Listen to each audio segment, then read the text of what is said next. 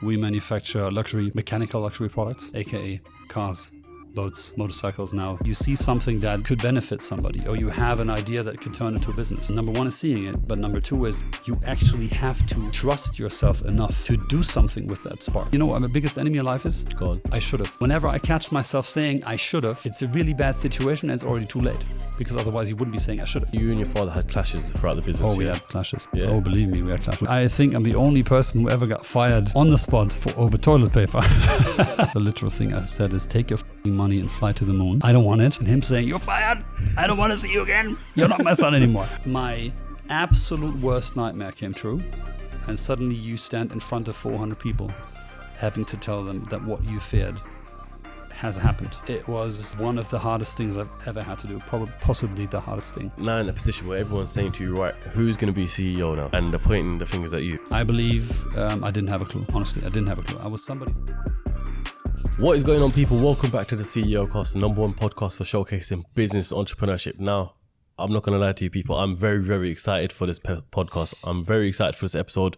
Being a car lover growing up, seeing Mercedes about, and then seeing the level above from that is Brabus. And I'm so excited to be right here, right now, with Constantin Brabus, the CEO of Brabus. I don't know how many times I said Brabus in that intro, but that's how excited I am.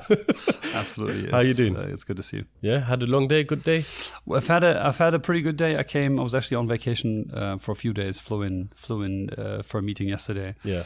And today's my first day in the office in a week. So sweet as. It's always fun to be back. It's always I fun love to be this back. business. I love this place. Yeah. And it's exciting every day. I can honestly say it's exciting every day I walk in the door, because at Brabus you never know what each day brings. Mm-hmm. It's always different. There's always something going on, and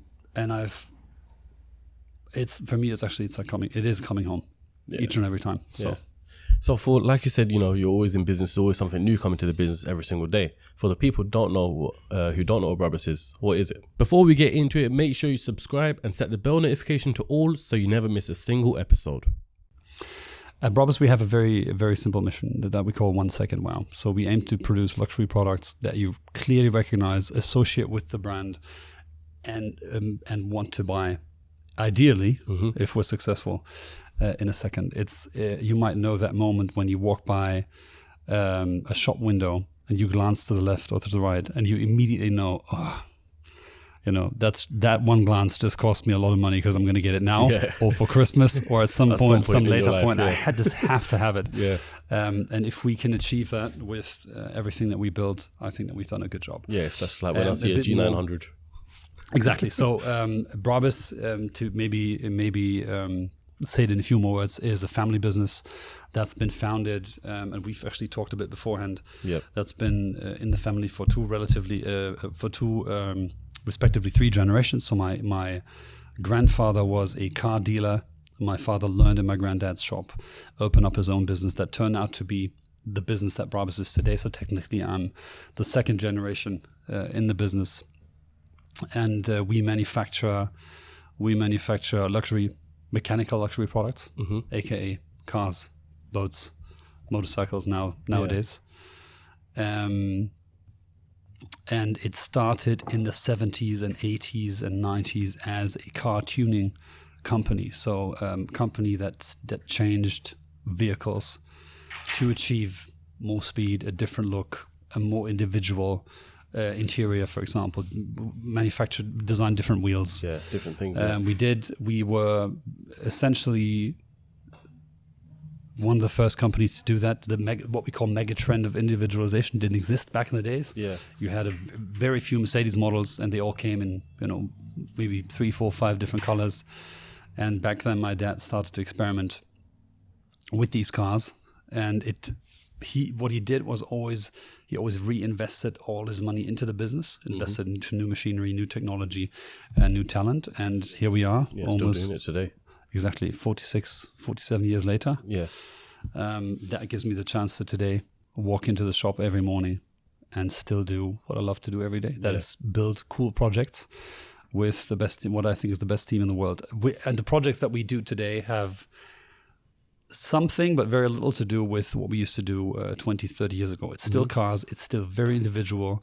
But nowadays, it's very, very high-end, bespoke very high levels that people from all collectors, car connoisseurs and aficionados from all over the world buy because they want something that is exactly to their taste. Yep. That is very low volume, but that is still professionally engineered and professionally executed. So, people who do know about Brabus, they might think of instantly a G63, right? A G900, or the most recent one that's come out 2-3 years. In the last 2-3 years, the most recent one that come out as well was the Brabus 900 rocket, right? The most recent, there was a few. I've been the CEO now for 5 years in this business. Before I was on the board for another 2 years. Before that, I was head of sales. So I think my first contract. I signed my first contract in this company in 2006. That is a long time ago. Yeah. And after my father passed away suddenly, which we're probably going to be talking about later, my challenge was to revitalize the brand and revitalize some of the very cool product names that we had. One of them being the Rocket, the Brabus Rocket series of cars. Always the most powerful, fastest, sportiest version of a Brabus supercar. And the first one we did was the GT, the one based on the GT63S. Yes, that's the one I was referring to, yeah. After that came the G900 Rocket Edition based on the G63S. Yep. Then the GLE based Rocket 900. And we have a few more things up our sleeve for later this year. Well, Dennis was telling me earlier on today that you took a ride in the the GLS 900 Rocket. Yes. And that blew you away, I believe. The GLS 900 is, so generally speaking, it's a 4.5 liter, 900 horsepower version or engine that you can get in various cars. So, for example, the GLS, basically everything that's got a 63 AMG in it. The 4.5 liter, 900 horsepower engine is something that you can get for various cars. We've got it now in the GLS, the GLE, the S-Class, the G-Class. So anything that has an AMG 63 base, turbo engine, a 4 liter in the standard configuration, we can create a Brabus 900 out of. But then there is levels to what we do in terms of performance. There's a 700, 800, 900 configuration of our performance upgrades, and for a reason. I suppose it depends on how crazy the person wants to go. And exactly, and how crazy you want to go. They're all reliable. They all technically have to work because we ship our product all around the world. And if it wouldn't really be profitable if you create something, then ship it to a faraway place and it breaks after the first turn. However, it's a bit like in sports. If you want to run the 100 meters in under 10 seconds. The amount of training you have to put in is exponentially more. So if you opt for a 900 instead of an 800 horsepower engine, the amount of work we have to put in is probably 5 times compared to the 800. Yeah, because you've got to change a lot more things as opposed to exactly. If we build an 800 horsepower engine, you're essentially talking turbos, turbo infra. We're diving into the car nerd, the car nerds will love it right now. Part of Tell this us podcast. What you have to do. You're essentially talking electronics, turbos, turbo infrastructure, and a few other moving parts. Yeah. As soon as you go to 900, you are taking apart the whole engine. And everything that, put it very simply, everything that moves. Yeah, all these parts, do you manufacture them yourselves? There is a lot of things that we manufacture ourselves, but then we have, you can imagine Brabus like a car manufacturer on a smaller scale. Everything that we have a number of trusted suppliers around us, just like any other manufacturer. Any big OEM would have it, but just adjusted to what we really need, which is low volume, very high quality output. And everything we do, if you, for example, you look at any business, mostly they're going to be optimized either towards delivery time, cost, quality. There's some sort of principle. And what we do is always optimizing in the direction of quality. if that takes longer and is more expensive, so be it. But in the end, we want maximum quality in what we do. So when did you change to, because like I said in the beginning, we were talking about G63. That's the first iconic car I can remember seeing a Brabus on, It's interesting that you say that, though, because Brabus, we're now in our 46th. But bear in mind, I'm only 26. You're only 26, and that's, of course, been a very, very dominant car from both the Mercedes range. And it's been massively popular as a Brabus White Star. 800, 900, 700 in the last few years. Because you had the Brabus kits on the previous generation G-classes as well, right? And that came out, what year? What you want to say? This episode is sponsored by Fireaway Pizza, the fastest growing pizza company in the UK. With over 100 locations, you definitely have a store near you. The founder of Fireaway was on the show not too long ago, and you can get a slice of the action by using the discount code CEOCAST at fireaway.co.uk. Once again, use the discount code CEOCAST at fireaway.co.uk. We've been dealing with the G-Class forever. We've been dealing with the 63, the 55, and bear in mind, pretty much all the previous versions. However, from 1977, when the company was founded, up until today, we've been dealing with all kinds of cars. So today, whether you come to me and say, I want my very own bespoke car based on a Maybach, I want my very own bespoke GT63S AMG Brabus Rocket, or I want my even got today cars like the Brabus Crawler, massive off-road vehicle for off-road use only. I want the XLP, which is a G-Class based pickup. Incredible car. Something you can't get from Mercedes-Benz, completely new car. And a very nice one. The reason why I say G-Class is because now that I think about it, being 26 years old, I've only ever seen two shapes of G-Wagon in my whole life. And that's been the previous one and the one there is currently. Exactly. Which the is 463A. Which is probably why I think of the Brabus as that car. It's interesting that the release of the new G-Class coincided pretty much with me becoming the CEO of Brabus 5 years ago. I think the new G-Class came on the market 4 years ago, and of course it's been a massive success, not only for us but for everybody involved. And so it's interesting that you say that. We'll get into your role and all that shortly, but I want to dive it way back further on, because we're in this beautiful office right now, beautiful headquarters. We've done literally a walk around of the whole place, and everything's clean, tidy, incredible. The whole build process is amazing. But as you and I both know, this hasn't been like this the whole time. So let's dive it way back, because you said it started off at the supermarket across the road. Exactly. And, we've been talking a bit before recording this, and it's funny that today there's a lot of, especially young people, see what I do on social, and they kind of follow us, which is fascinating, by the way, and a journey that I did not expect in any way, shape, or form.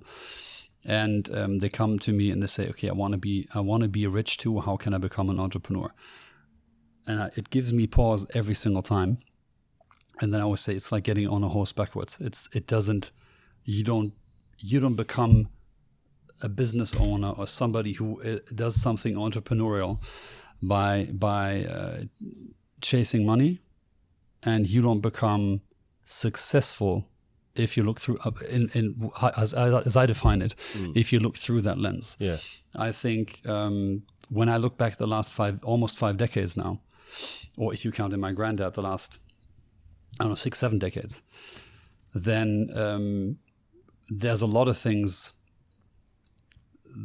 There's a lot of things that have made us successful that are the same today as they were 50 years ago.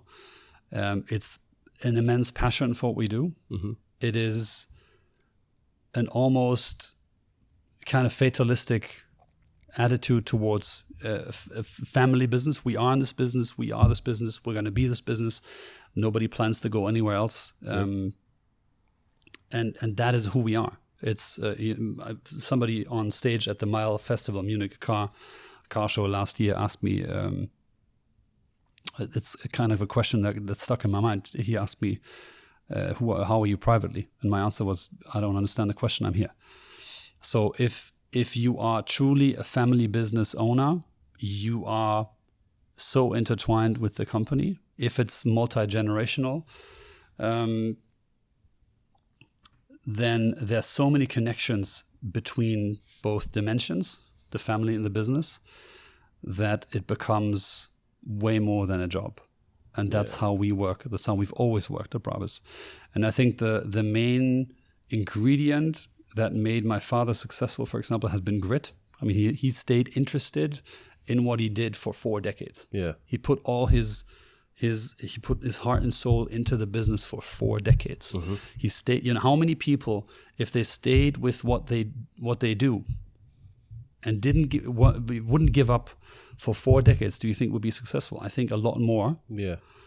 Than we see today. Yeah, 100%. And that I'm immensely grateful for that, because that's the base. That's the basis of all of my successes. Yeah. Do you believe people nowadays do give up too quickly? I think so. Yes. Yeah. I think so. It's. I do a lot of podcasts nowadays, just like yourself, because I'm really interested in meeting other people who do the same thing that we do, and I discover a few commonalities amongst entrepreneurs, and that is both having the idea, seeing things very clearly. Mm-hmm. A very good friend of mine flew to America a couple of decades ago. He saw supermarkets for pets, pet food. Yeah. Not the pets, but pet food accessories. Came back home to Germany, realized they don't exist, and started to open up one. And now he's the owner of the biggest pet food and accessory store chain in Europe, I think. Is it? What's it called? And a multi-billionaire. It's Fressnapf. Okay, yeah. So, number one is seeing things and going back home or going back to your industry and saying, just like last year, we did the first ever, I think, I'm still looking to find an example of somebody who did it. I haven't found it. The first ever fashion show for cars, where we put cars on a catwalk, on a runway. And number one, if I may take that example, number one, you have to, in this case, go to fashion shows, look at the industry, look at another industry, in this case fashion, and say, oh, this is how they present products. And then you have to go back home to your own industry and say, why are we putting cars on not moving on a trade show floor, and an object that's supposed to be, moving. I always think driving by you slowly to be the most aesthetic with its sound on, and the full experience is being displayed in a very static manner. It's true, because it sounds so simple, but yet when you see a car standing, it doesn't do it as much justice as when you see it driving past you. Exactly, hear that slowly V8 driving. roaring, That's that exactly. And then you have to connect the dots and say, this is a format that's models walking down some sort of display path, so catwalk, runway in a show. Yeah. And on the other hand, you've got static trade shows and saying, okay, why don't we do this differently? Yeah. Why are there pet food stores in America that are 10 times the size of what we have in Germany? Would it probably make sense to do the same here? Yeah. And there's endless examples. But then I think the second thing that's as important, if not more important, is listening to that small inner voice that tells you, hey, this might be an idea. It might be a spark. It might be something that can grow into something. It's, you hear a line for a song in your head, or you see something that could benefit somebody, or you have an idea that could turn into a business. Number one is seeing it, but number two is you actually have to trust yourself enough to do something with that spark. Yeah, the execution. Imagine he would have come home and said, pet food stores are bigger. What the hell? Yeah, I'm going to take over the ones that my mom and dad run. It's going to stay the same size, and I'm okay with it. We never know what would have happened. If we had said, okay, it's COVID, we have to find new forms of presenting our products. We're going to create our own trade show. Maybe people would have come. Maybe they wouldn't. I know that what we did, nobody expected it, and it turned out to be a massive success. And I believe that was the case because we mixed up the ways, shapes, and forms of presenting things from different industries. And so it's you can seeing it and then trusting yourself enough. And many people, including myself for a long time, they don't trust themselves enough. They think, oh, this is an idea, this is something, but I'm kind of ashamed of it. I'm not going to present it. I'm not going to tell anybody, even my best friends. If they tell their best friends, what do you get? You get made fun of. You get ridiculed. Yeah, they might not see the same belief as you, same vision. For 99%, they're not going to have the same idea. Yeah. And most people never get through those two stages. Yeah, 100%. I've been lucky enough to kind of go through a process. I've been lucky enough to see somebody who had both the ability to see things and enough resilience to, basically tell the world to say whatever and just do it. Yeah. Just execute for 4 decades. Yeah. Execution.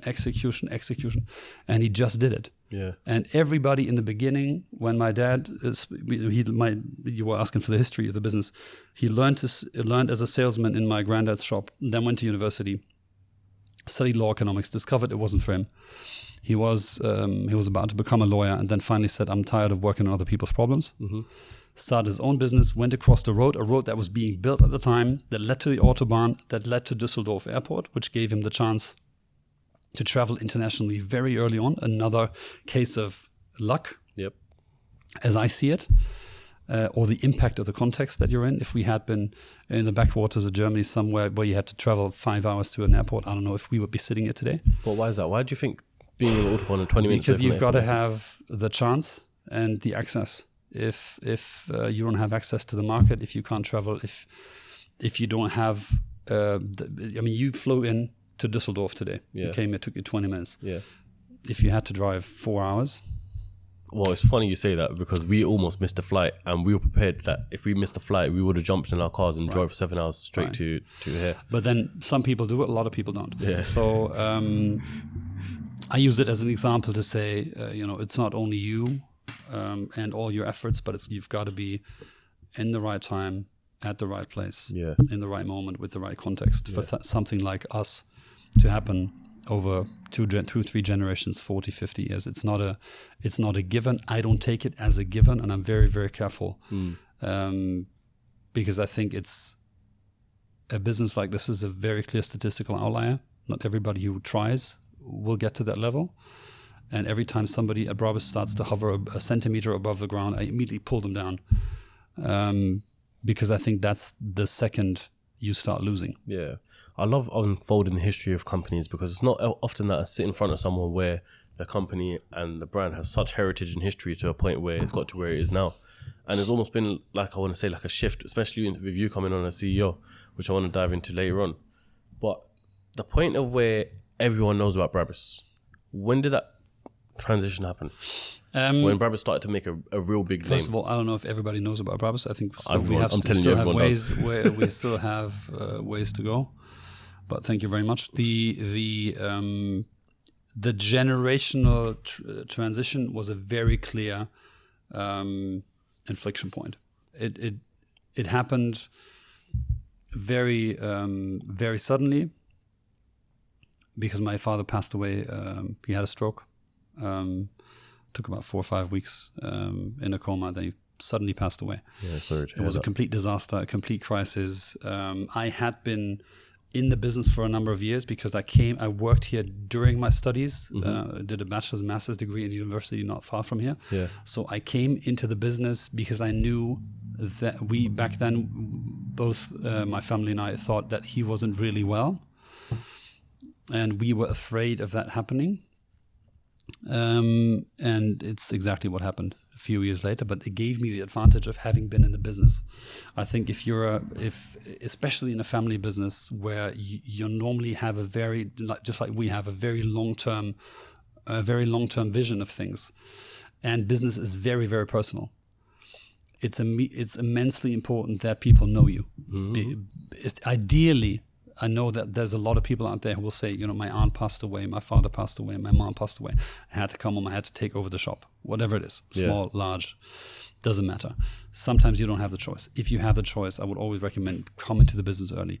Get to know your suppliers, get to know your customers, get to know the routines. So when it happens, you're going to be way more prepared than somebody who has to fly in from South Africa. Say, until now I manufacture cheese. Yeah. Until now I was a product manager at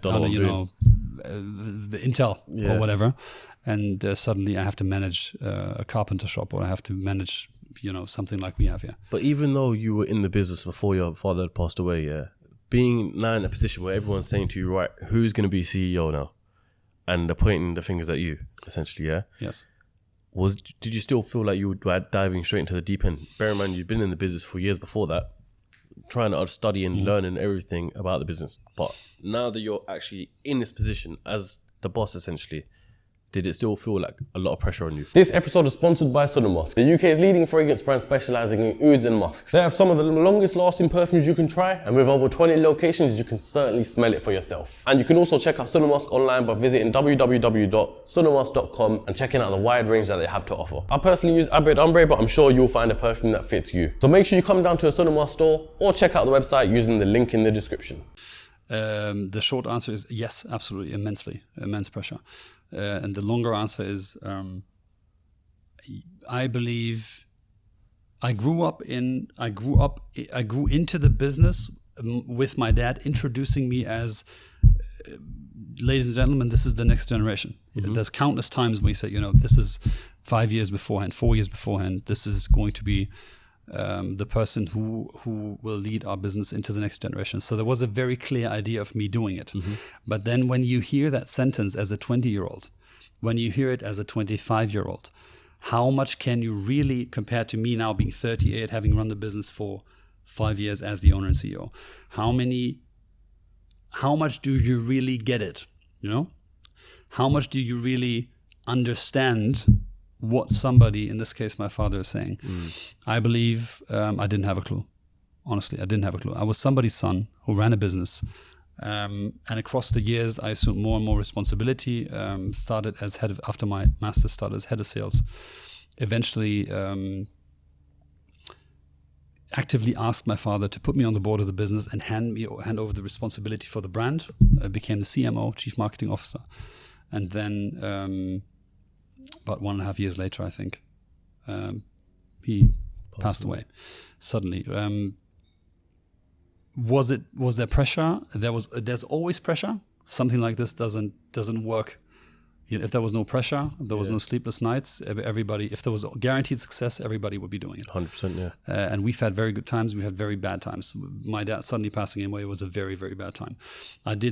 So there was always pressure before 2018, when my absolute worst nightmare came true, and suddenly you stand in front of 400 people having to tell them that what you feared has happened. It was one of the hardest things I've ever had to do, possibly the hardest thing. How did you deal with it personally, though? I've had my fair share of personal challenges. That was one of the definite hardest things I've ever had to do, because many people had worked with him 40 years, 30 years, 20 years. You have to imagine there was a period when we didn't know if he would come back, if he would come back, how he would be. Yeah. And from I still remember that at one point in this whole process, you're coming into the company in the morning, you're white as a sheet. You're clearly, something is wrong. More and more people start asking you about it. The press starts to call. Your suppliers, your banks, everybody wants to know what's going on, and you can't tell them. And you're working towards a resolution that you cannot influence, because his life was in the hands of doctors. Yeah. And there was immense pressure. I did not know in 2018 if the business would still exist in 2019. You don't know anything. You don't know if shareholders are going to start fighting. You don't know if and how you will assume ownership of a company. There's a lot of things in this situation that you don't know. Yes. I clearly remember a story when my family, I called my family and I told them, okay, this is what's happening. He's not coming back. I have two choices. I can it was actually the office we're sitting in was empty, was an empty rooms back then. I told him I can go to IKEA and get myself a desk and a chair very quickly, and I can build it up and sit in this space, kind of a makeshift office, and assume the role of Geschäftsführer and the CEO tomorrow, or I can sit in his office, in his chair, at his desk. And we have to be aware of the message that we send. And I know that very quickly, which is something I'm super thankful until this day.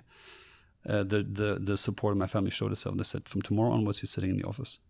from tomorrow onwards, In your father's office. you're going to be, it's happening. You're going to be the CEO of this business, and essentially the head of the family.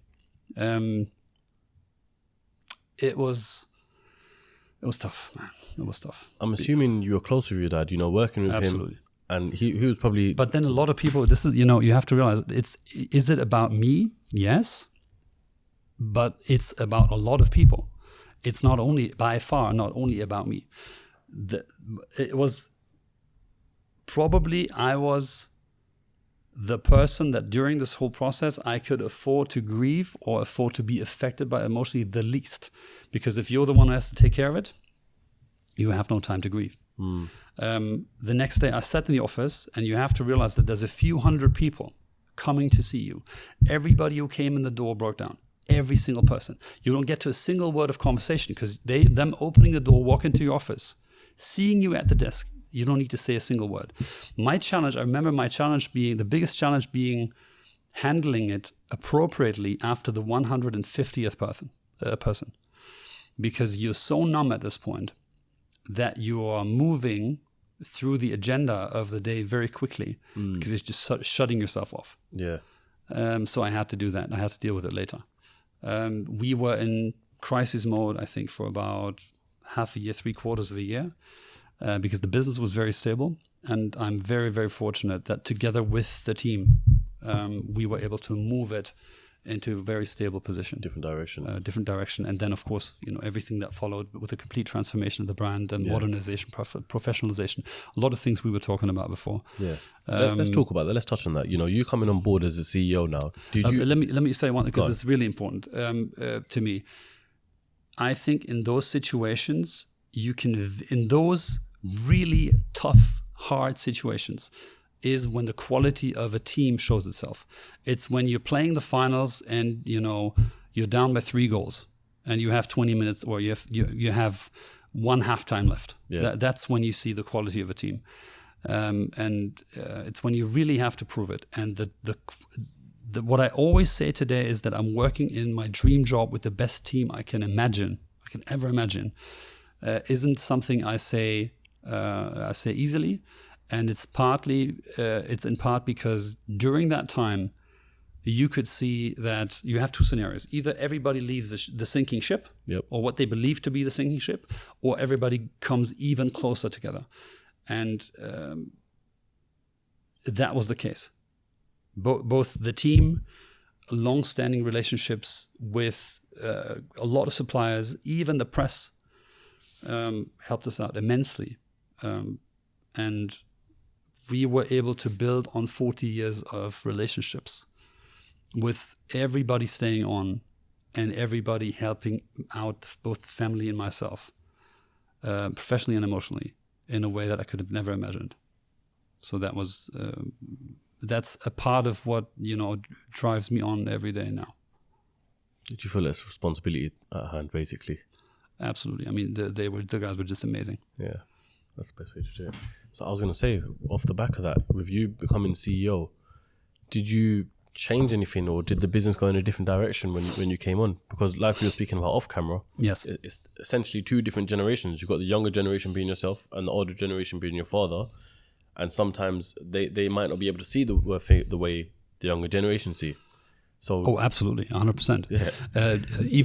I would even put it in stronger words. If you do not disagree in between the generations, normally there's something wrong. I helped to found a club for potential successors in family business about 12 years ago. And today I represent the German Mittelstand, or family businesses, in an association that's actually named the Family Businesses, die Familienunternehmer, the young entrepreneurs, the Jungunternehmer in Germany. And so I get to see both a lot of family businesses. I get to see a lot of family businesses. I get to meet and talk with a lot of young potential successors, sons and daughters of family owners who are at some stage in the process of succeeding their parents or working with their parents. And I get to see politics and politicians and how they deal with family business in Germany, which is, you know, almost 70% of the backbone of the German economy is family business. Yeah, of course. Everybody admires us for it around the world. but it has its benefits and it has its downsides.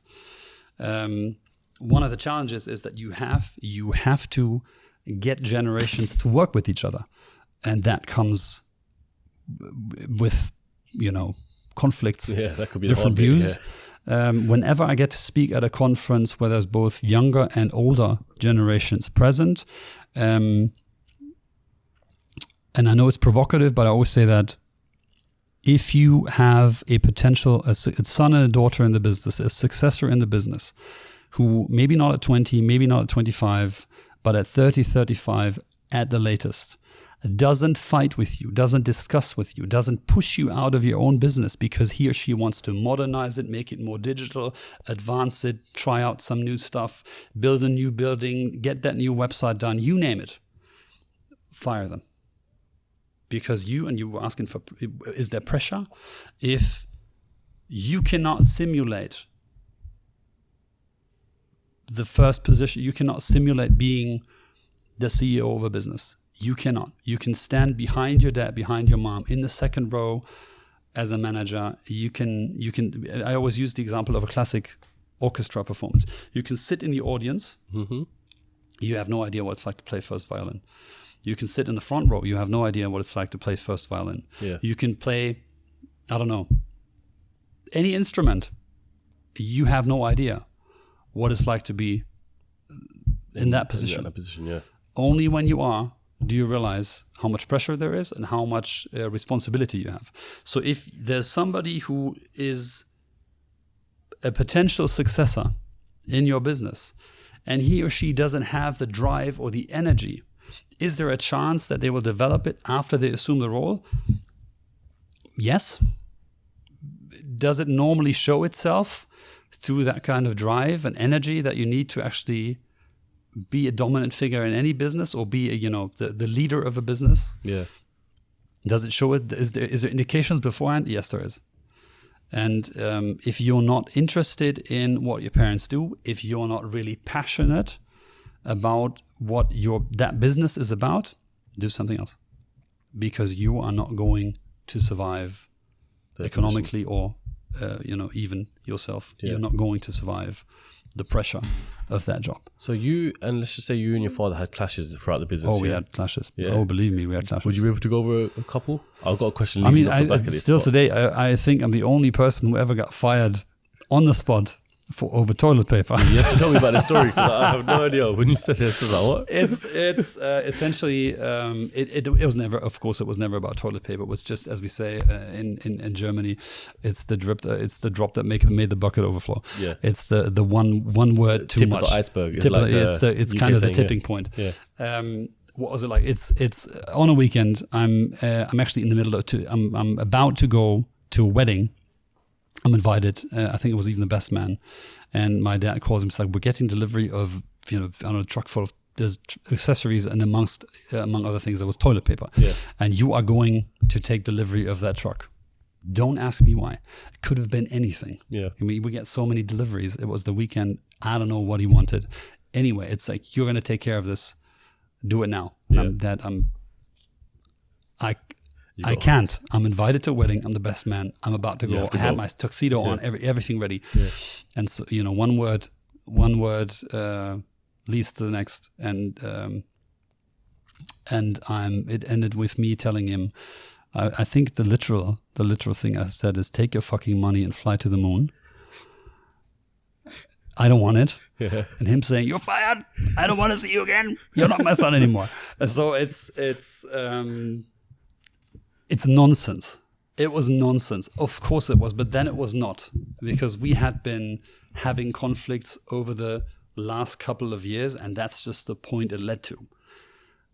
So when were you hired again? It took us, I would say, between 4 to 5 months of really? not talking to each other. Yeah. And what was you doing in that time? I was looking for another job. Yeah. I fled. I went to. I hid away at a friend's house. Yeah.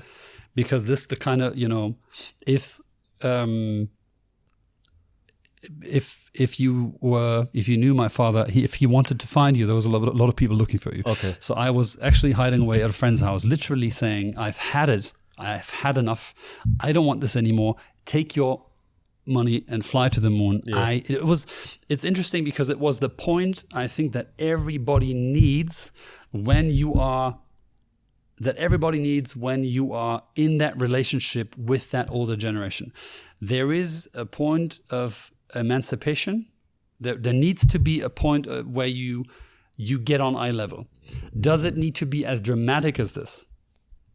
I don't think so. I hope that it's not like that in every single case. We needed it. Reconciled, but he celebrated his birthday on his boat. He was a big fan of boats in Mallorca, Spain.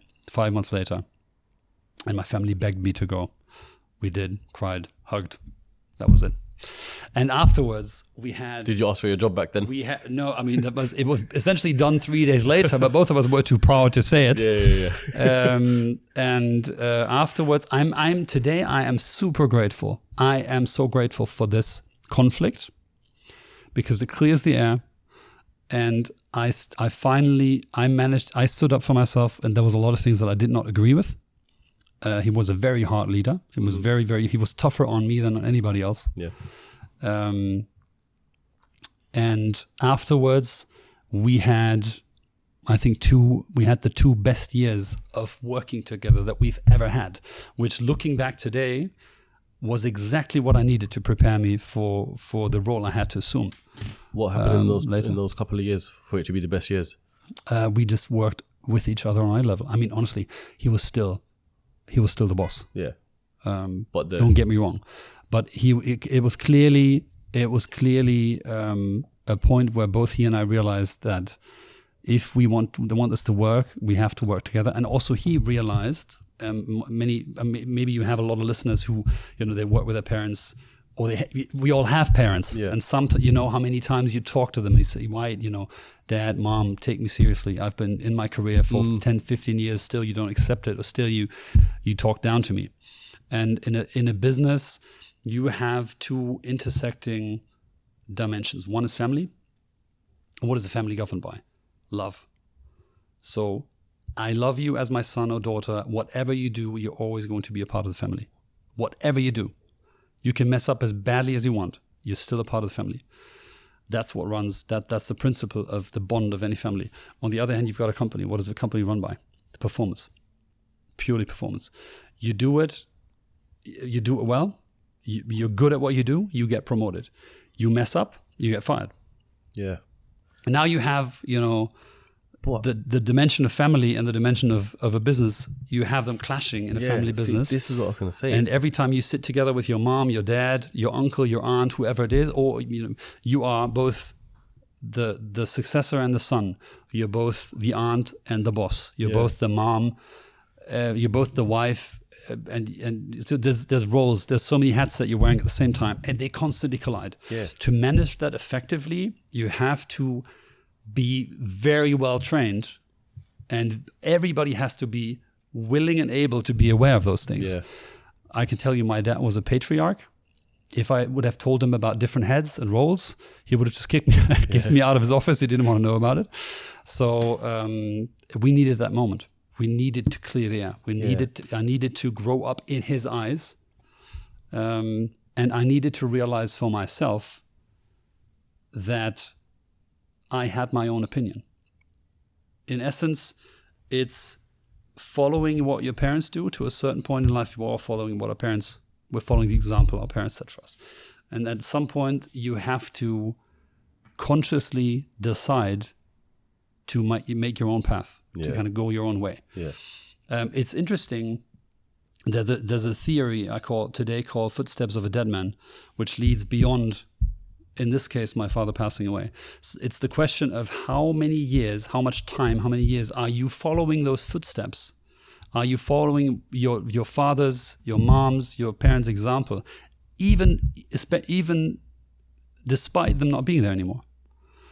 And that's it's another step down the line where at some point I had to say, it is my business. And saying it is my business isn't being negative about whatever my dad did before. Because if I don't make it my business, If I manage somebody else's business who isn't alive anymore, how can I lead a business into the future? It's not possible. You feel like you develop a different type of love when it is your business. Exactly. And also, I can still respect whatever my elders, my father, my grandfather have done. But still, if I cannot, it goes back to the point of energy and drive. If I cannot make it my own, if I cannot associate my name to it, if I can't put my heart and soul into this business, how can I represent it as an owner? Intelligent people like yourself would sit in front of me, and you would recognize it instantly. You would recognize instantly this guy isn't really. He's not really. He doesn't really. He isn't really into what he's claiming to be. No, 100%. But I was gonna say, off the back of that, working with your father. Firstly, I give credit to you for doing it, because I've worked with my father often as well, and it also, you do have clashes. And it's hard to balance it's a pain in the family ass. side. You know what? Not only for you, for him as well. Yeah, 100% for him. I give him a pain in the ass all the time. But you can have tension at work and a clash at work, but trying not to bring it home is a different level. And sometimes it's always present at the dinner table. That's the hard bit. So family business never leaves. Yeah, family business never leaves, man. But then what else have you done? Like, you taking the business to a different direction. Like I said, Brabus now, we've got loads of cool products coming out. We've also got, I think you said you were working on the e-com store for over 7 years, right? It's so, okay. Here's kind of it's a story that we could spend hours on.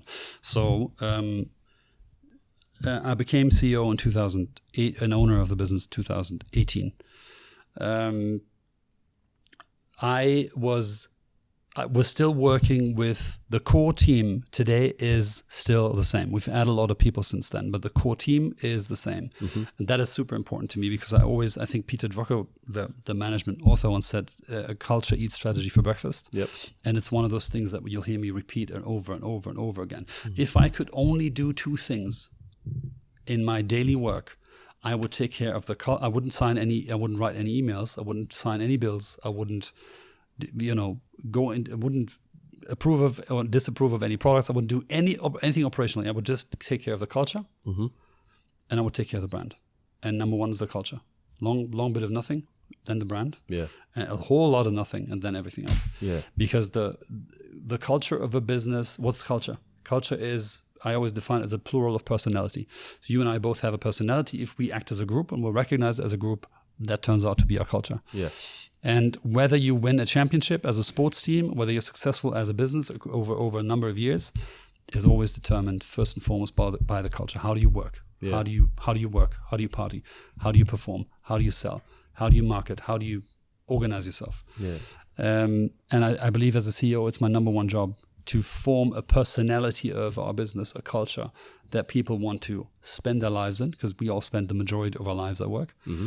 That people want to, apply for, spend the majority of their working lives in, and where they want to perform when I am not present as their boss, because I hate to stand behind people and control and check on them, because I think, if you hire mature enough people, then you hire people who are responsible enough to realize what their jobs are.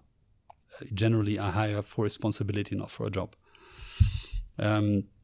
So that being my priority, I started in 2018, and I knew the business needed more energy. I knew the business needed to be revitalized. My dad at the time was 62 years old, way too early to pass away. I think we can agree on that. It's 25, 30, 35 years too early. But I didn't get the chance to discuss that with him. So we had to make do. With the business needed energy, the business needed drive, the business needed a younger form of thinking. It needed to reconnect to the markets. We had always been a very, very good but very niche brand. The products were fantastic. They worked. They were known amongst collectors. They were respected amongst collectors. However, we needed to, I think, organize and modernize as a brand. To kind of take the next step, we needed to be more process oriented.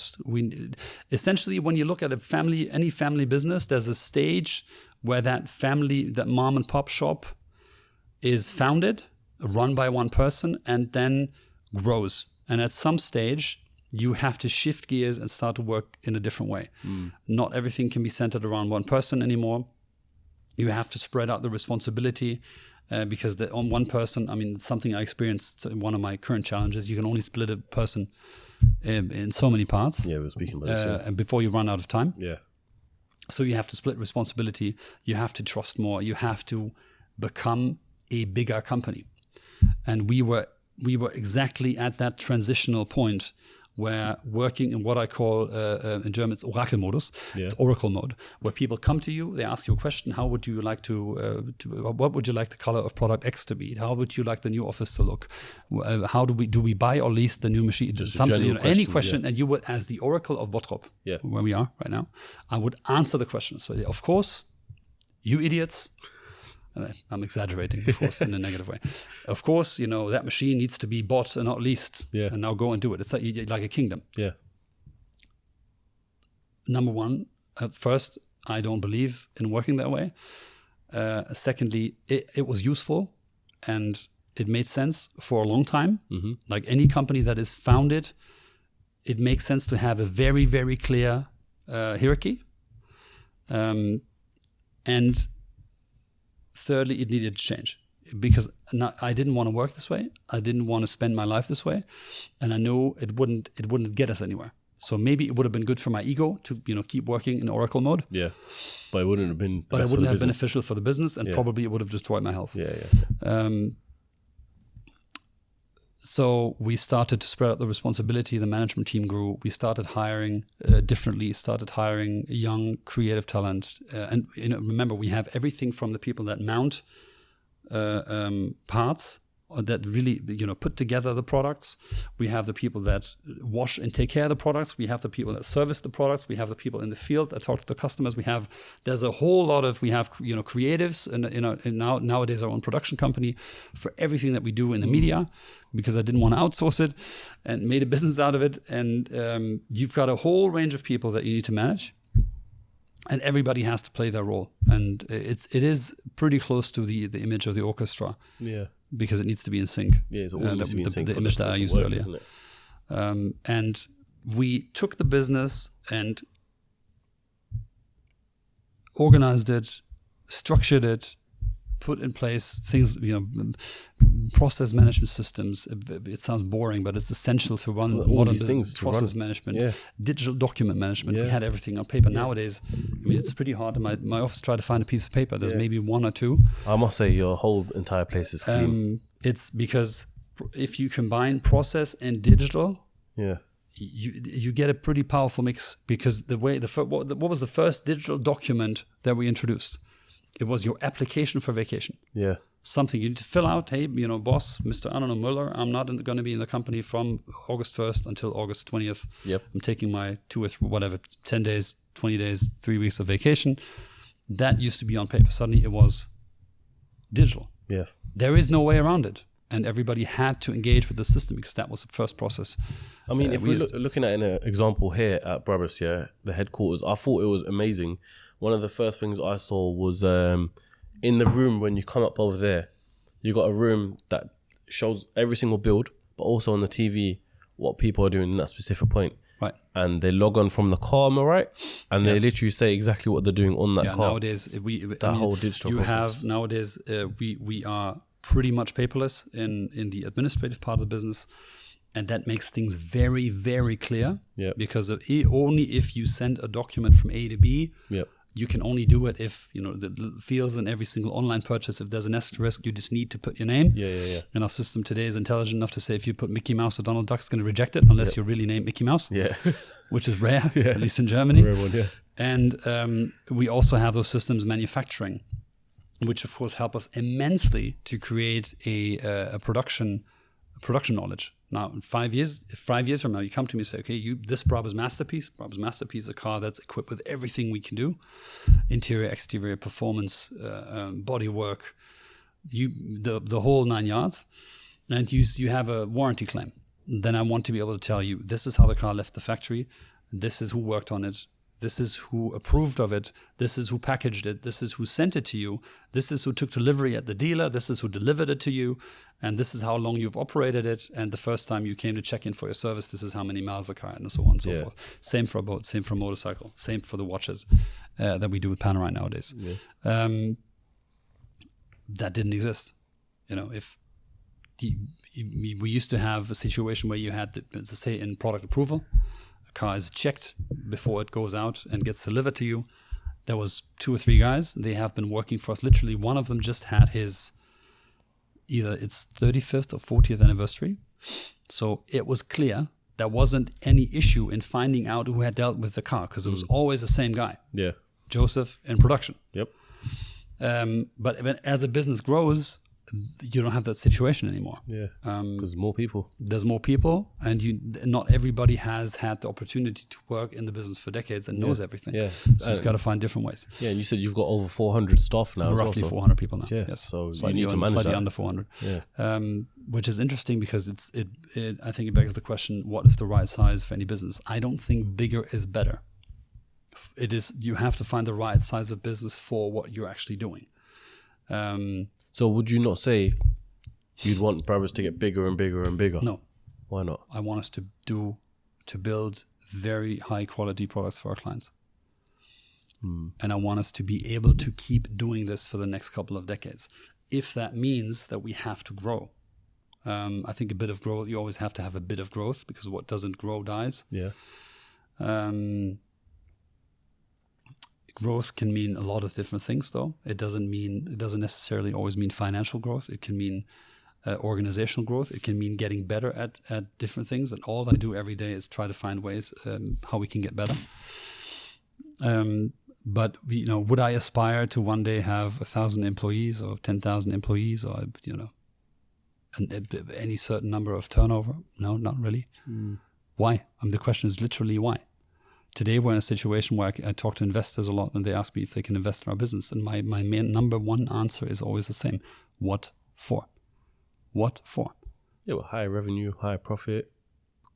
Good. Okay, growth. but then we have very clear.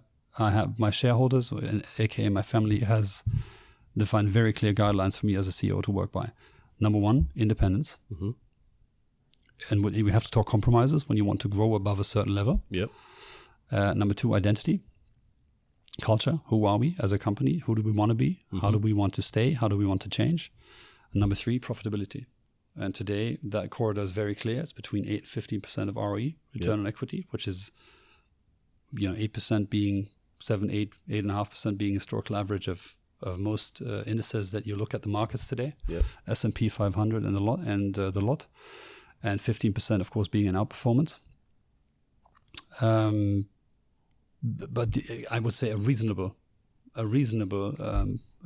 performance expectation, and that's the 3 criteria. Now, if I grow, if I say, okay, well, I want massive growth, I'm going to go to investors and collect $1, $2, $3 billion, and then we're going to start building our own cars. What does that do to my independence? If that's one of the main things that I have as a mission as a CEO of this business, it's probably going to create a problem. Yeah.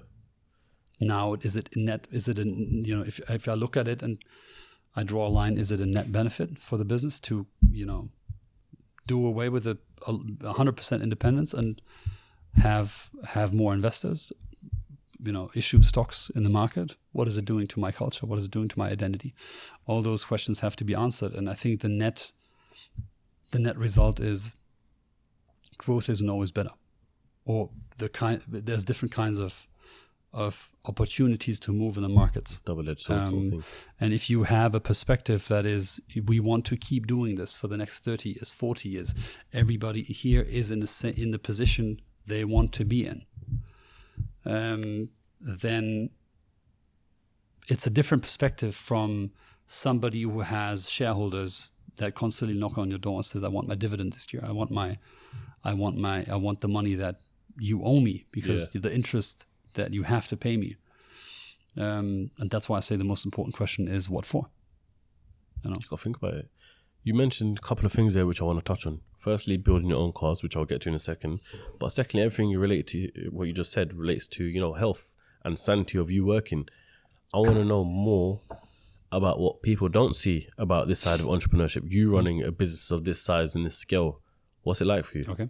On a personal Where do you want to start? I want to start, you tell me, you want to start with your stress, maybe anxiety if you get any. The problems you face on a daily basis where social media doesn't see. Yeah. Just for whatever reason, they just don't see it. As I said before, nowadays a lot of kids come to me and say, how can I get rich? I want to be an entrepreneur as well. And I tell them it's like getting on a horse backwards. And I don't think that's how you should look at it. The number one question you should ask yourself is like, I have 85, 10, 30. And nowadays I have to say 85, 10. Have I told the story? No. Oh, we were talking about it before. Yeah. So we were talking about it before the podcast. Yeah. Exactly. Yeah. So I'm on stage during a conference. I can't remember which one. I think it was in Munich last year again.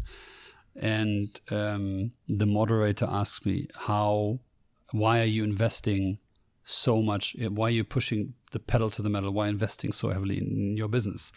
The industry is transforming. There's so many things going on. Are you certain that you will be successful in the next 10 years, et cetera, et cetera, et cetera? And my answer is very simple. I look at him and say 85, 10, 37. Nowadays, I should say 85, 10, 38. Yeah. And he goes, explain that to me. And the explanation is actually very simple. 85 years statistical life expectancy on this planet. Mm-hmm. By the way, I don't really care what the actual number is. I just needed something that made relative sense. Yep. 85 years statistical life expectancy on this planet. Let's deduct 10 years for bad behavior. In my case, because I already have 2 birthdays. Yep. And let's deduct another 37 because that's how old I was at the time. Today, 38 years old. Yep. So 85 minus 10 minus 38 gives you half time, more or less. Yeah. It means that before I'm going to move on and care very little about how much I have invested into this place or how many pizzas I can eat, I have another 35, maybe if I'm very lucky, 40 years. And now let's take everybody else I work for is about the same. Why would I not invest in my business? We've been doing this. I'm almost 40 years old. I've been doing this.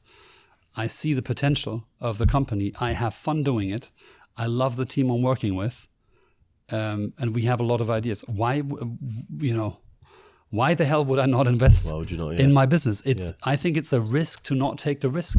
My biggest enemy, my biggest enemy in life is? Go on. I should have. Whenever I catch myself saying I should have, it's 2 things.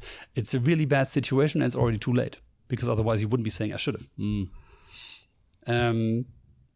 And I hate, if you have a lot of ideas, when we have too many of them, you kind of realize them all at once. So we have to kind of stack them, stacking up for a couple of years. Yeah. And we have a lot of drive as a team.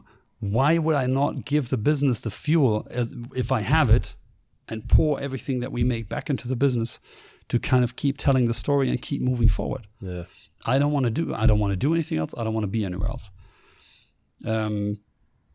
So 85, 10, 38. So what do you set out? So by that time then, what do you set out to achieve? What do you hope for Brabus to look like? What do you hope for, not just your life, but the life of the business, the life of the people here? What do you hope for it to look like? Or your mission statement? I'm super happy with where we are as a brand now, but I can see that, but I still see a lot of potential. I can see that we can develop the brand in a few different ways. We can keep doing what we do, but it's already changing. So let's say we would have had this conversation 15 years ago, 10 years ago, even 9, 8 years ago. I would have always told you we're the biggest OEM independent customizer, in German we say Veredler, tuning company in the world. Our specialty was to take a car that already exists, focus on the quantity of one and make it yours, whatever that meant. New, absolutely beautiful interior. Today, Brabus masterpiece interior, more performance, custom wheels, and nice looking bodywork. That was our game. Yeah. Just for reference in there, for people who don't know masterpiece is, what is it? A Brabus masterpiece is the label that we use for the basically the highest grade of product that we can offer. If you build a Brabus masterpiece with us, we build a few hundred only a year. It's a car that is fully bespoke, as another term that we need to explain. It's a car that contains every single product category that we have in the catalog today, and it also contains a very bespoke interior that you have designed with me or one of the guys for probably 3, 4, 5 hours of intense intense work. The configurator for interior that we use today has about 500 million permutations. Is it? Of things that you can do. So it's very, very easy to spend half a day or a whole day just sitting in front of a screen, coming up with 2, 3, 4 variants of the interior of the car of your dreams. And it's that focus on the number one, not 10,000 cars, not 100. We've done projects where we've built several hundreds of thousands of cars with Smart. I've been working with Smart, the little Smart 4.2 and Smart 4.4 cars for the last 20 years. And of course, in the Smart project, the boat projects, and now also the motorcycle projects, we're talking bigger quantities. But Brabus Masterpiece is a one-off Maybach, G-Class, E-Class, even C-Class that we design. Exactly. Since last year, we also introduced, we also started working on, based on the Porsche 911 Turbo S and Rolls-Royce Ghost. And you can already sort of see from that we're starting to work on different cars than Mercedes-Benz because it makes sense from the customer's point of view. Yeah. And it doesn't mean that we're working on one less G-Class or one less S-Class. So it means you're growing in that way. Exactly. So we can keep on doing what we do. We can focus on customization, but already the story doesn't add up. So 10 years ago, I would have told you, we're the biggest OEM independent car customizer in the world. Now you start doing boats. You start building boats. Again, another cool story. People meet people. I met somebody together with my father. We're both boating enthusiasts. We buy a boat, Brabusize it, so kind of paint the exterior, black, change the seats, etc. Again, meet the manufacturer. They're fascinated by it. Yeah. We start building up a prototype, put it on a show. We expect to sell 1 or 2. We sell 16. Suddenly we have a meeting where we literally discuss how do we produce boats, and that's how you come up with a whole new segment of products. Again, out of passion for something. Yeah. Still, you can tell the story of, hey, we're the biggest car customizer in the world. 100%. Yeah. But you're more than now that. We build boats. Yeah. Okay, it kind of works. Now we start working with KTM, making motorcycles. And they are gorgeous looking bikes. Directly, as well. you don't buy a motorcycle and then you buy a motorcycle. Yeah. It's fully homologated. It's available in a lot of markets around the world. You can buy it straight from the manufacturer. Now the story changes again. Okay, we're the biggest car customizer in the world, but now we make boats, and it becomes more complicated, and suddenly you see the identity of the business changing. I think today the brand is strong enough to support its own products. However, people still expect us to work on their G-Class, their Maybach, their S-Class, their E-Class, whatever it is, their GLS, etc. It's so interesting because for as long as I could remember, Brabus has always been associated to Mercedes. Yes. But now, as you said, you're doing Porsche, you're doing KTM. So what is it for you to decide that you're going to start working on different manufacturers, different cars? For example, the Porsche. Yes. Where did that one come from? We had that one we had been discussing for a long time. But let's step back a bit and look at the fundamentals. If I run a brand, and that brand is a good brand, people are willing to pay for your products because they associate them with high quality. They associate the brand name with a reputation that they want to associate themselves with. Yep. And it's products that have what we today call the Brabus 1 second wow effect. Mm-hmm. So I see it, I want it, I got it. Yep. Then you're only working. You're working with base products. In this case, Mercedes-Benz cars.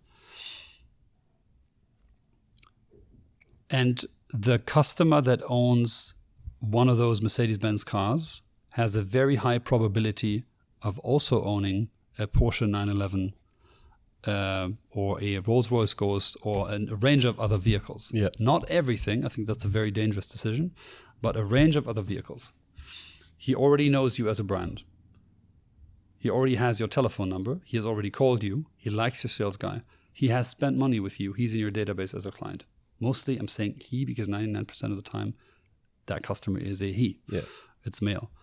Still because cars around the world, especially internationally, are still men's toys. Yeah. Whether I like that or not. I would love to see more women come in as customers. Then why are you not offering? If you look at the business through the customer's eyes, why are you not offering to do what you're doing for other makes and models. Yeah. So they can It's enjoy it's actually a very, very simple. Yeah. It's a very simple look at the company. Yeah, because a lot of people like things that other people haven't got as well. So me and my friends here we can all have Porsche 911 Turbo S's, but mine's a Brabus. It's different. And you know the quality, it's nice. Maybe what you can get in the market isn't really what you want to work with. Yeah. We offer a worldwide warranty on the Mercedes side. So the process is there, the product is there, the quality is there, the infrastructure is there. You know the sales guy.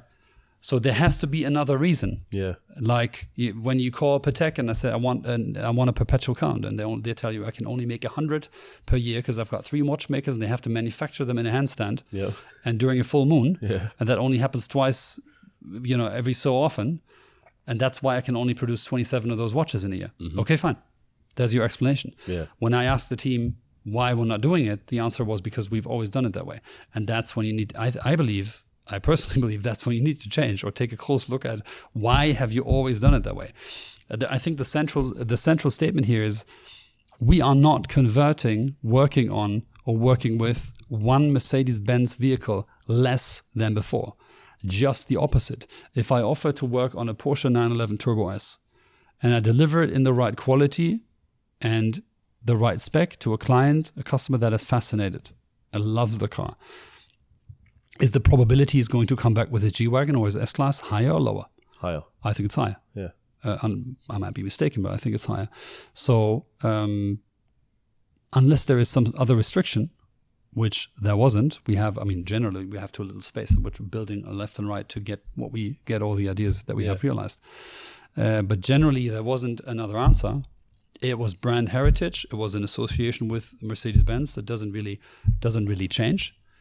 Whether I offer something I've already started to work with Axopar in the boat space. I've started to work with KTM in official collaborations in the motorbike space.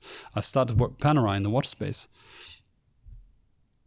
Just collabs all over. And you suddenly it becomes more difficult to tell the story from 10 years ago. And also you see your identity changing and you want to kind of go full circle. Say, we are going to start producing, as we call them today, 1 second wow products. And if you look at the mission of the company today, 1 second wow, which isn't a marketing term, there's a range of ingredients associated to the effect that we want to create. You see the product, you fall in love with the product, it creates a visceral emotional reaction, kind of a wow effect. You see it, go, wow, what is this? It's cool. I like it. In a second. Jokingly, I always say it's 1 second wow, 1 second ciao. If I walk into a room for a product approval, it literally takes a second. Either you see it, and the second somebody goes, I don't know, maybe the front. It's over. Maybe, yeah. It's over. Yeah. You walk into a Louis Vuitton store, you see a handbag, either you go... Yeah, but if you start hesitating on it... That's it? Yeah. Or something's wrong. Yeah. It doesn't take... You look at Dior sweater, or you look at a Dolce & Gabbana dress or whatever. Either it does something to you right that second, or it doesn't work for you. Rarely can you convince your husband, wife, whoever it is, to try it on, and then it suddenly works for them. Yeah. And that's what I mean. So in that mission of 1 second wow, what isn't included? Cars. Does it mean we're going away from cars as a brand? Absolutely not. I think that would be very stupid. But it means that we recognize that we've already moved on to boats. We've already moved on to motorbikes. We've already moved on and proven that it can work other areas. Why are we limiting ourselves in the car space from experimenting with things that we haven't done before? Because when you suddenly deal with a car like a Porsche 911, you have to deal with a different car, with different electronics, with a different target group, with different fans that want different things. Can you make your recipe work with that car? Or maybe you can't. And guess what? There's going to be a few cars where we fail, where we can't make it work. That's part of the process. I believe that if we don't fail enough, of course we shouldn't fail overall. And of course, sort of the disclaimer, we shouldn't fail what really matters to the client. A brake shouldn't fail. A wheel shouldn't fail. That's not what I'm talking about. But if we don't fail enough with new ideas, then we just haven't tried enough. We haven't tried enough. We haven't done enough. Yeah. Would you be able to tell me like a point where you tried something and it failed? Yeah, absolutely. I tried I tried to design interiors and exteriors for private jets 10, 12 years ago. In the end, it didn't make it work at scale. Yeah. Because I had forgotten to mention to my father that at some point we would need to buy a plane. We need to buy a plane, yeah. And I worked on it for 2.5 years, and suddenly I stood in front of his desk and said, it's good, design's ready now. Yeah. Either we have a client or we need to purchase an aircraft. Yeah. And that would have been a big expense, isn't it? And he threw me out of his office, said, "You're absolutely insane." Yeah. Still to this day, I don't think it would have been insane, but maybe we'll get to it someday. What about a vehicle? Is there a Brabus vehicle that we haven't seen hit the road? Yes, there is, but I can't tell you about it. I mean, there's a few very clear examples, Yeah. But the one that comes to mind is something that you might see on the road under a different name at some point. Wouldn't be able to say off camera? No, Okay. I couldn't. Interesting. Fair enough. So but then generally we are in every single relationship that we have with a manufacturer, with even in our own products, we constantly produce prototypes that never get made. We constantly produce things that are variations. Let's say we make a new wheel design. You're going to have 25 different versions and ideas on the table, and then you kind of narrow it down to maybe 3 or 4, eventually to 2, and then to 1. And you combine those ideas into one. That is a perfectly normal process, and it happens all the time. I can imagine. So where do you go from here? Where does the company go from here? So far I've been focusing on, and again, I'm not trying to avoid the question, but let me kind of take you on. I'm here for what it. the thinking is. Podcast at the end of the day. I've been leading this company with 2 things in mind. Number 1 is resilience, and number 2 is speed. Let's go into each one of them. Resilience means, how do I create a company that is stable and that is ready to weather a storm? Honestly, yes, if a meteorite hits this place tomorrow, a war breaks out, things that, there's a few things that are more possible now than they were a few years ago. Yeah. If everything goes down the drain, I have the same problem as everything else, as everybody else. But let's talk about normal challenges you have in a business on a daily business things, economic challenges. So resilience means I have to set my business up to last for the foreseeable future. Mm-hmm. I can't overspend. I have to be organized. I have to govern it in a professional way, looking into the future, planning budgets, calculating costs for the next few years, etc. That is the one focus. The other focus is speed. How can we turn over projects? How can we introduce products? How can we realize ideas faster than we did last year? How can we get better at having an idea and then bringing it to market fast?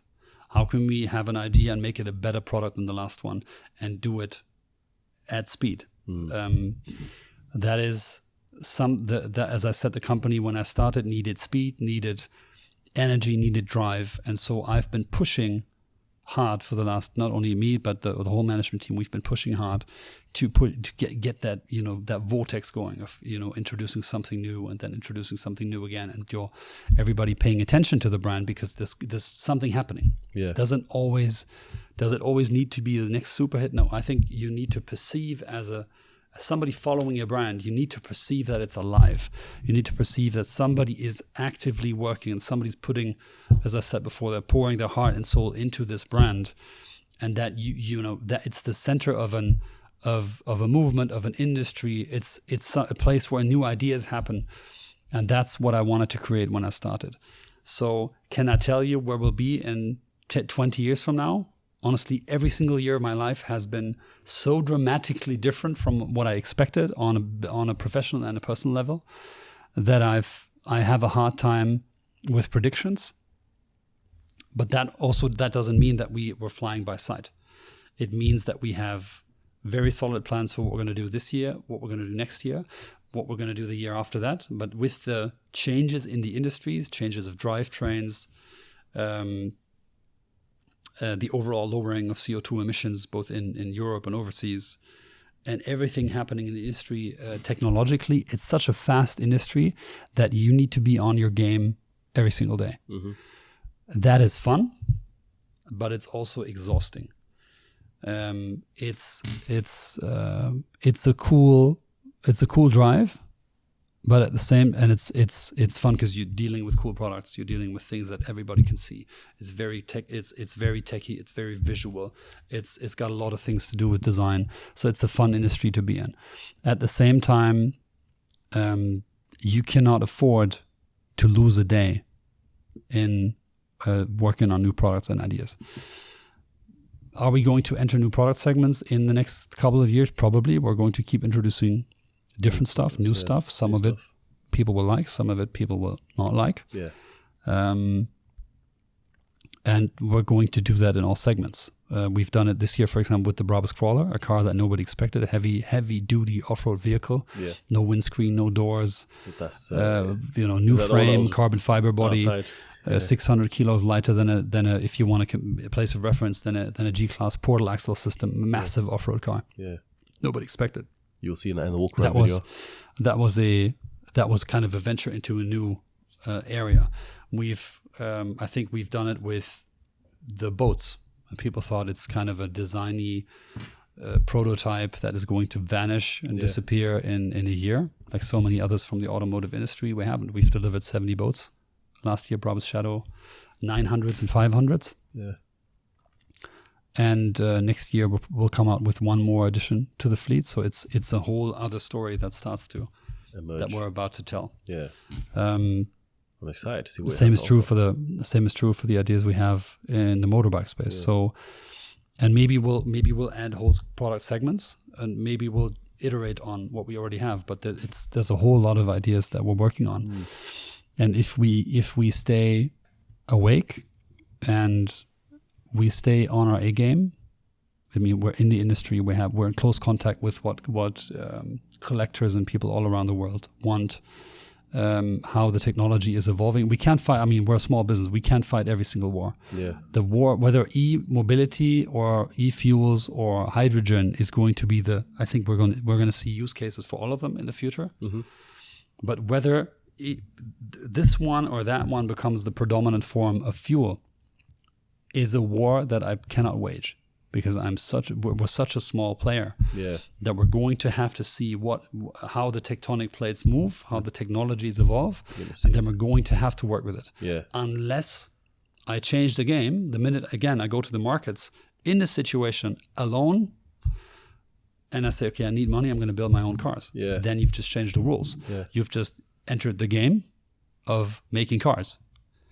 You might have set yourself up to go to a shooting with a knife. Yeah, that might have been it might be a very difficult decision. However, we could also make that decision to do it with a partner, which could be smart. You ever designed a car from scratch?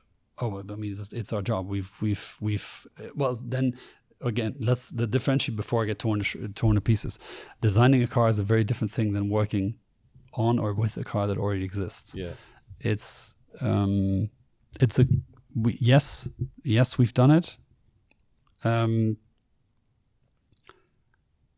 It's immensely complex, because when you think design a car, what people think of is the shape. It's the lines, it's how the car looks. Everything, yeah. But the design of a car is how it looks is only one piece of the puzzle. If it looks fantastic but drives really badly, it's not a car you want. If it drives really well but the electronics, the navigation system and all the comfort features aren't really where you want them to be, you wouldn't buy it. So it's designing a car is a very complex endeavor and a very costly endeavor. So give me an example. If you had to, let's just say the dream car for you, you pick an engine, pick a chassis, pick a gearbox, what would you put in this Brabus vehicle? Today, I would, I can only tell you in kind of general terms, but today I would either design a large coupe or a big SUV, mm-hmm. commercially.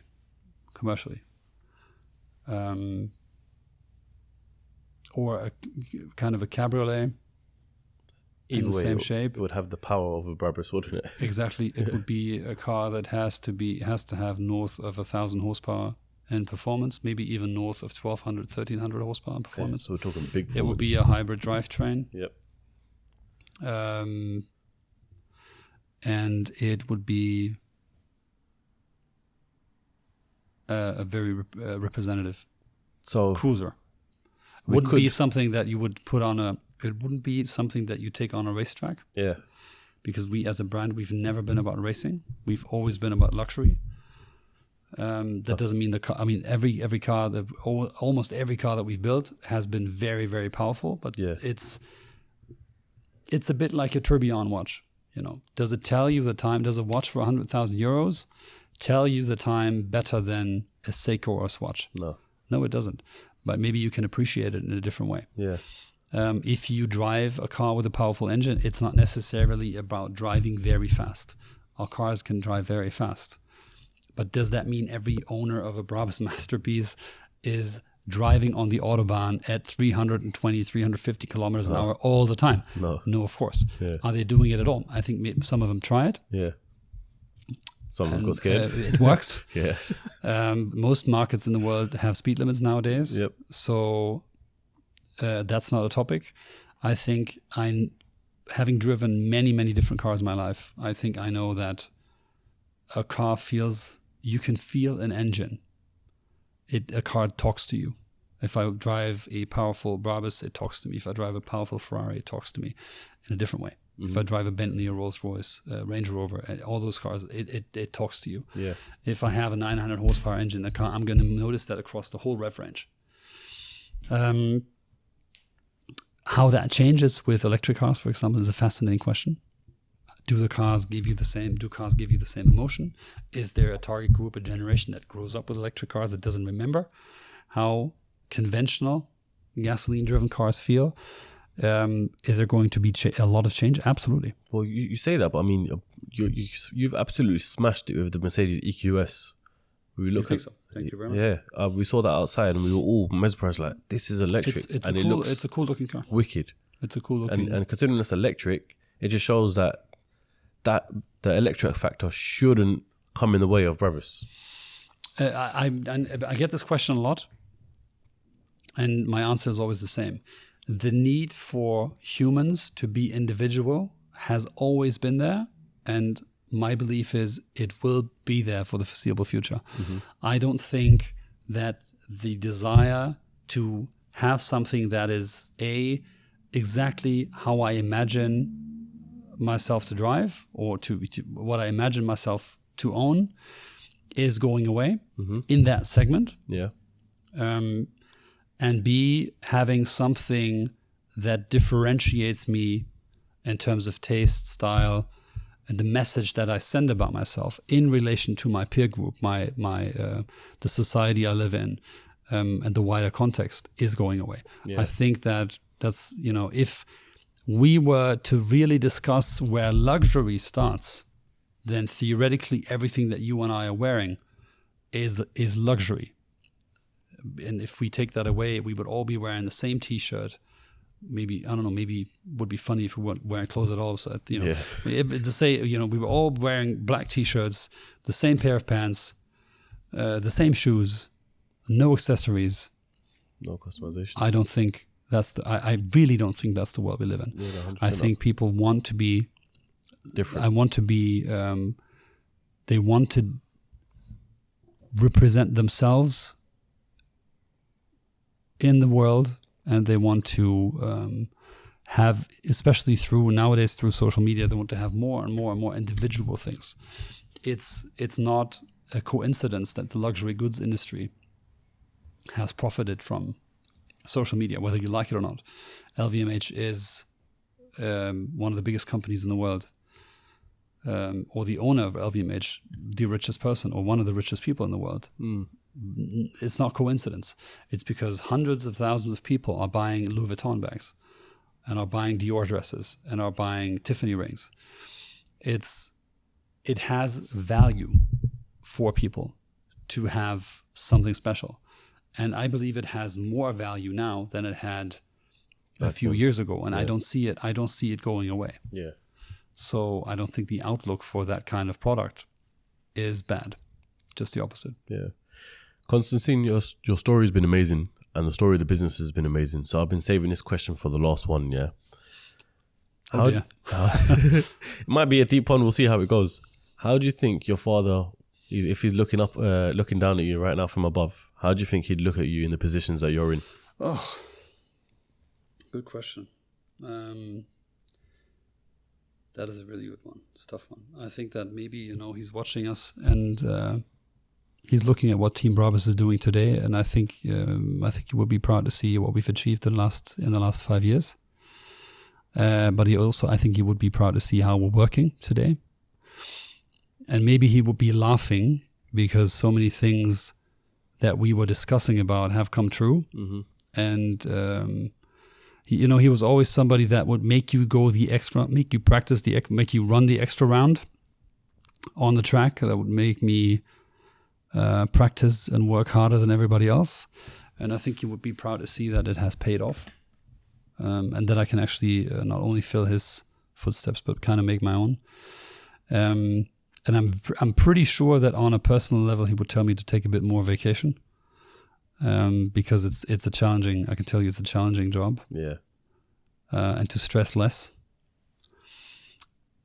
But I think it comes with the territory, A job like mine is never easy. Otherwise, again, everybody would do it. So I'm not complaining. Fair enough. Constantin, I want to thank you very, very much for allowing us to come to Brabus, all the way to Germany to do this podcast. Like I said, this is one of the moments where, from me being a petrol head from when I've been a kid to now sitting in front of the CEO of Brabus, it's a monumental experience. So I want to thank you so much for allowing me to come with my team, film your lovely headquarters, be in your office, be in your presence, and just have this conversation with you on camera for the rest of the people to see. It's been amazing. Thank you very much for making your way down here. Thank you. And investing the time. It's been cool to see you. If people want to follow you, where can they do so? We have, of course, it's something interesting that we haven't talked about. I enjoyed not talking about social because that's normally what everybody jumps at. Yeah. We have been on quite a fascinating journey. Yeah. Trying, we've been conducting an experiment, if you will. That experiment is, can you combine being a luxury brand with being kind of telling your story in a very authentic way on social media? And I think it has been a huge benefit, and it's been helping us How so? to connect to people, and it's been helping people to realize what's going on behind the brand. Generally, we have two categories of channels. We have the brand's main channels, which is at the official Brabus on Instagram and Brabus on YouTube, where you get what you would expect to get, cars, boats, motorcycles, things that you can purchase, the new products, everything going on that end of the business. And a few years ago, I started to tell more stories as the CEO of the business, first on Instagram. Nowadays, it's Instagram, TikTok, and YouTube. Mm-hmm. It's been quite the journey and has become an interesting side of my job. I've met fascinating people and seen a lot of new things, and all of those channels are under the name Constantin Brabus. So if you Google Constantin Brabus, or do you YouTube somebody? YouTube, you YouTube me. You you just put Constantin Brabus, and you're going to get both the channels that we run, and you're going to get we do a lot of collaboration videos, like with Nico we talked about earlier. Shout out Nico. He's a lot of other creators out there. So yeah. Put Constantin Brabus, you're going to find a lot of content. One last question. Can we go for a ride in the 900 rocket? We will absolutely go for a ride in the 900 right now. We need to do that. Guys, I appreciate you tuning in for this podcast. I hope you learned a lot from Constantin. Check out his socials, and I'll catch you lot on the next episode of CEOCAST next Sunday. Peace. Lovely. Thank you. My friend who you met here, he has a company called SUNNAMUSK. Wow, yes. He's got it in a few malls in Germany as well. So, what is it? It's perfume. Nice. Yeah, perfume. Nice. Take one for as well. Wow. So, I'll give you 3 here, yeah. Thank you very much. Feel free to open and smell them whenever you like and all that sort of stuff. But based in Germany, so you can get anytime if you like. Thank you very much. Yeah. Oops, wow, heavy. That's it. Sponsored by SUNNAMUSK. Thank you very much. I tried. It's nice. Well, thank you.